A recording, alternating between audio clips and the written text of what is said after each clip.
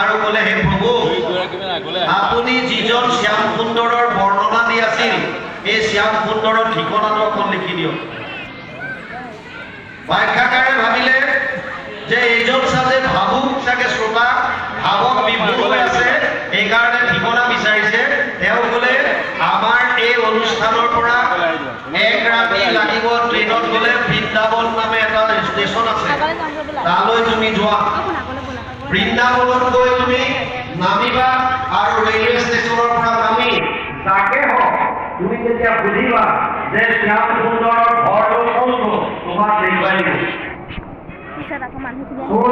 খোৱা বোৱা কৰা নাই হৃদয়ত কেৱল শ্যাম সুন্দৰৰ ৰূপ ধাৰণ কৰি তাৰ পৰা দৌৰিছে গ'লে ৰেলৱে ষ্টেচন আৰু তাৰ পৰা এক ৰাতি যাত্ৰা কৰিলে।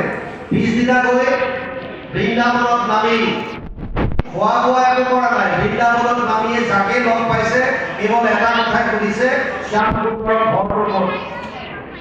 আৰু তাৰ মানুহবিলাকে বৃন্দাবনত সকলোৱে মন্দিৰবিলাক দেখুৱাই দিলে।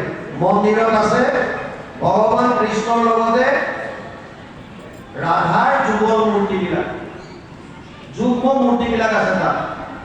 চোৰটোৱে ভাবিলে মই এইবিলাক বিচাৰি অহা নাই, মোক লাগে অৰিজিনজন, যিজন অৰিজিন সেই শ্যাম সুন্দৰৰ ঠিকনাটো লাগে।